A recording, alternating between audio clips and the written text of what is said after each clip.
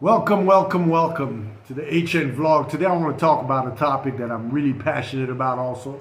Sounds like I'm passionate about a lot of stuff, but this is what we work on. This is what ARED is all about, and this is the problem we're trying to solve. At least part of the problem we're trying to solve is this digital gap. And I don't talk a lot about it, but there's more and more topic that I'm seeing in that space. First of all, since COVID, we've seen all bunch of sectors digitizing themselves, right? Government services being digitized. Now you applying for passport, this and that, especially in Rwanda, you got to do it online. The financial sector being digitized, educational sector being digitized, the health sector being digitized. So all the key sector, digitization is the future, no doubt about it. There is no two ways. But the digital gap is massive, right? So let me throw you numbers right quick. We have 800 million people, between 600 to 800 million people in Africa alone that are now being connected to this digital economy. That's a massive, massive number, right? And when we talk about digital economy or digitization or the digital gap, we only talk about internet, which I don't get it. Internet is just a part of this digital aspect. But we only talk about the internet. And most, if not all the investment, well, not all, but most of the investment are going into this internet infrastructure, right? And internet, what is internet? Internet is just the flow of information, right? It's to bring information from point A to point B. But where do we store this information? All this application, where are they stored? In data centers, storage capability in servers, right? Less than 1% of the global data centers are built in Africa. Less than 1% of the global data centers are built in Africa. But yet we want to build this massive internet services, which is fine. We're focusing on speed, but we're now focusing on the whole ecosystem of this digital gap, right? If you build a highway, and you have cars driving on the highway, but they have to park in Europe or in the US, before usage, before they move, but they got to be parked somewhere else. Imagine the cost of bringing that car back to your country so it can move around for whatever work it has to do, and then when it's done, you have to park it in the US. Can you imagine that cost? It's the same thing with the internet. We're building the highways of the internet, but we want to park those applications in the US, in Europe, in Asia, and not in Africa. Why is that? Well, we have to build this infrastructure. There's a need of massive, massive investment in the storage and computing infrastructure space, right? And unfortunately, there's a huge gap because traditional data centers do not work for Africa. They just don't. You know how much energy and water usage it takes to build a data center? 40 to 50% of the cost of a data center goes to electricity already. And on top of that, you need a lot of water to cool those servers because they're centralized, they produce a lot of heat. A lot of water that is a resource that is lacking right now due to global warming. And it's getting worse and worse and worse. So the traditional centralized data center infrastructure is not designed for the African continent, which is very fragmented, very massive, So there is a need of a decentralized infrastructure. I've been saying that for longest.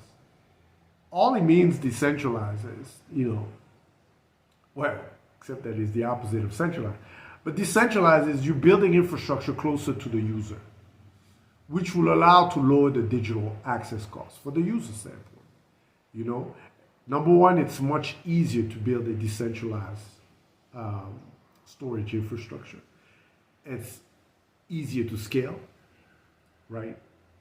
Now, I'm not saying there's no such thing as a perfect solution, but it's really designed for the African continent, because you can centralize something, but we still have what, 70-80% of the population still live in rural areas, right? And when you build, the closer the infrastructure is to the user, the cheaper it is for that access of that infrastructure from the user standpoint, right?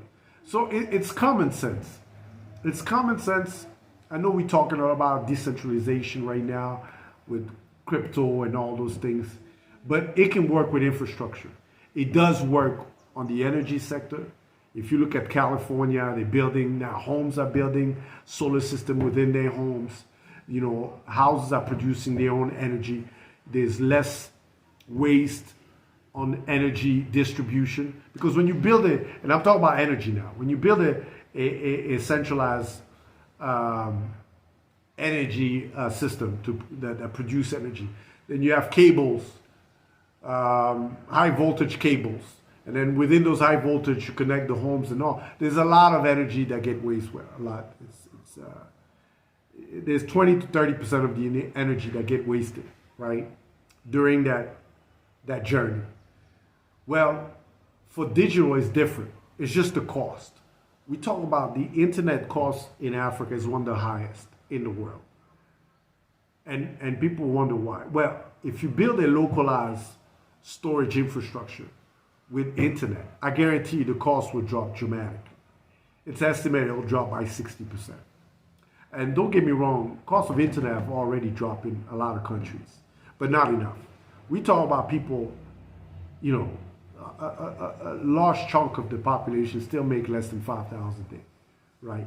How are they going to afford to pay if they got to pay for food, shelter, and all those things? School fee for their kids and all. They don't have extra money to be wasted like this. So there is a need of a localized digital infrastructure that will work with the internet to truly minimize as much as possible the cost. Finally, the billing system of traditional centralized data center are very complex. And that's one of the number 1 complaint from SMEs, is the billing system. I remember when I signed up, I'm not going to say the name, from this this cloud solution, I didn't understand. Even there was no user accessing and all those things, we were still getting billed like X amount, and the billing did not make any sense, So, but they got to recover. They don't just bill you on storage, for example. They bill you on computing power, and that formula is a very complex formula, and it varies per client, right? And I don't know if you ever seen your cloud billing system. Anybody who has an application will tell you the same. I don't know if you ever seen. It's gibberish. It's gibberish. And I have a computer science major. It's gibberish. And how can you prove that what they're saying is true? You can't. It's not designed for SMEs. It's not.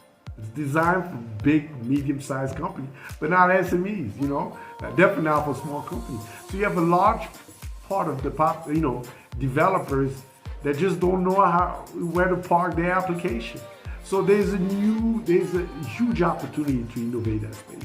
And I wanted to share that because I more than ever, especially with this trend of COVID and this digitization of the ecosystem, I see it to be the future, and I see it that really with a new type of architecture in this digital infrastructure, we can truly in the future bridge this digital gap. Let me know what you think. Looking forward on your feedback, man. Take care.